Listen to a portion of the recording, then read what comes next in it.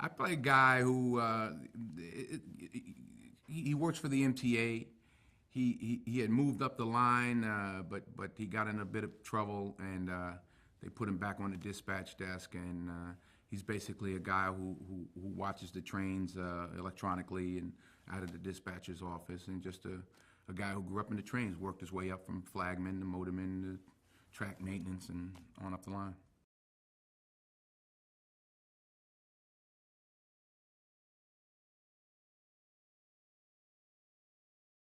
I grew up in New York. I took the train almost every day as a young adult and an adult.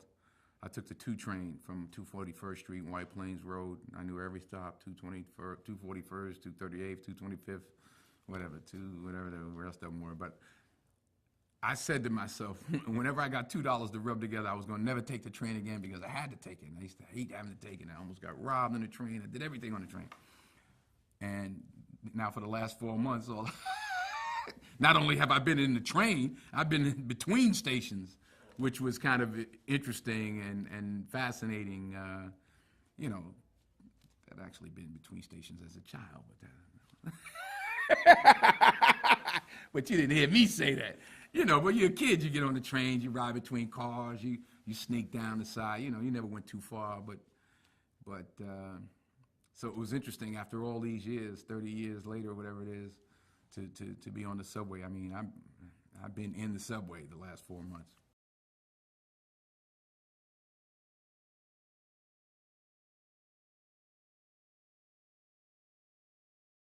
He's a good bad guy. He's a nut. And again, we had a great time. We're both a couple of guys who grew up in the tri-state area, and he Jersey, me and Mount Vernon, and to be where we are now, it's great to meet someone who I like to think I'm still humble, and he's just a regular guy, and he's like, can you believe this has actually happened to us? And I just had a great time working with him.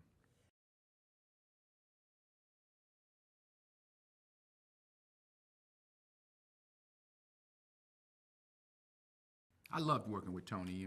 He's the best. He's a good heart.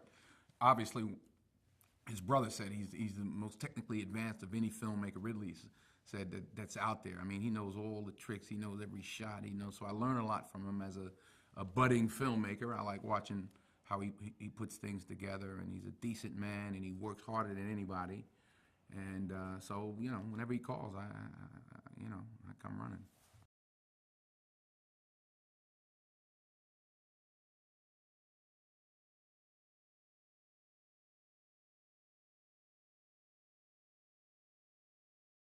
Well, playing a bad guy is always a freeing experience because you don't have the same envelope of restrictions as you have playing a good guy.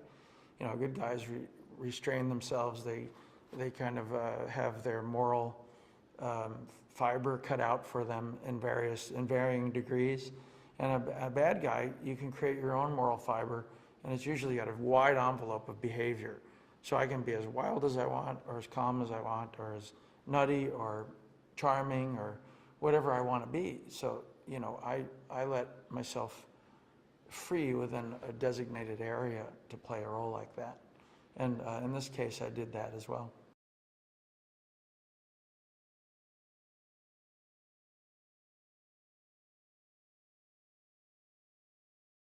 My character was probably roughed up in prison quite a bit. He's a white collar, quite a serious crime, but sent to a serious prison, and had his day, and mostly built up a ton of resentment for the city of New York over feeling betrayed and mistreated and what have you.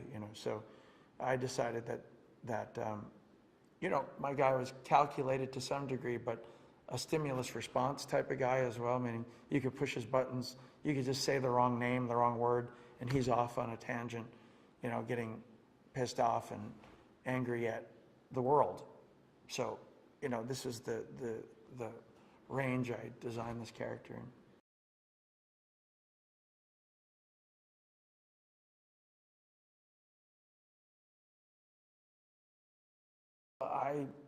We're the same age. We are of similar presence on screen. I felt very like I had a good match with Denzel. we really felt like we upped each other's ante, but comfortably, meaning, okay, good, if we have a good match going on here, and we're going to have some fun with these scenes, and we're going to discover which way to take them, and in a creative and a new way. So, and he's a wonderful man to hang out with. I mean, he is a talkative guy. He communicates well. You can exchange ideas with him easily, whether they're creative ideas or just on life itself, on the subject of life. So I enjoyed my personal time with him, and I enjoyed my professional time with him a lot.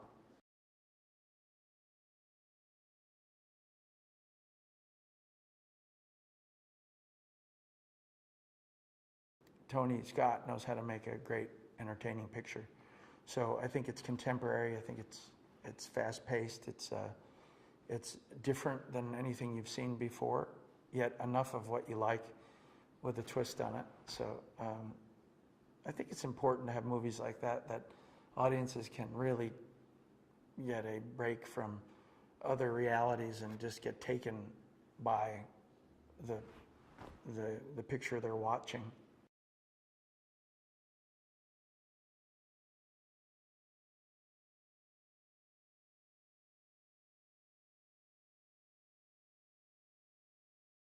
But Denzel's really very easy to work with, and he's a really trained actor and a really good actor, And so you have to base it on what goes on between you guys, and then you see what happens. There's no complete master plan. You go in there and you see what pitch is thrown, and if you connect or miss.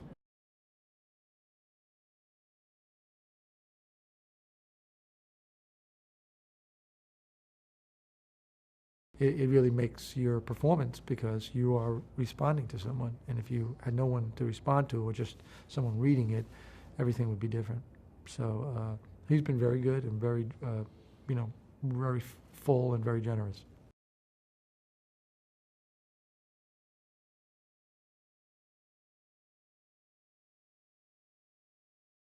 One thing I do like about it has to do about like class, social status, who has money, who doesn't have money, the underbelly versus the people who the have and the have-nots. And I think that's interesting. Cops are kind of in between.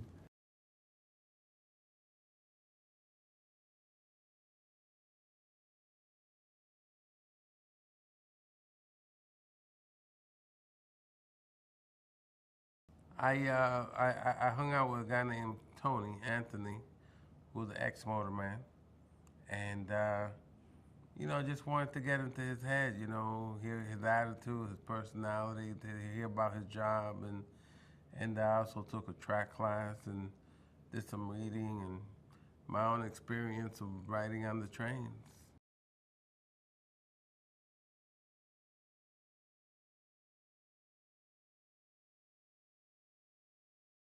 Working with John is pretty intense,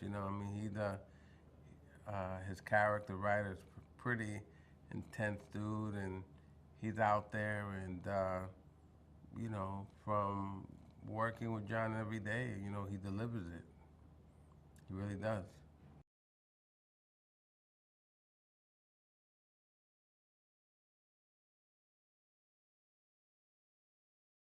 Working with Tony is great, he's pretty on target as far as what he wants to do and his vision, and he's pretty fun to watch, and his energy, his enthusiasm for it, how he explains it, how he maps it all out. Pretty interesting watching him looking at 4 screens at the same time, and just watching his eyes dotting up and down around all those screens on the take, pretty fascinating.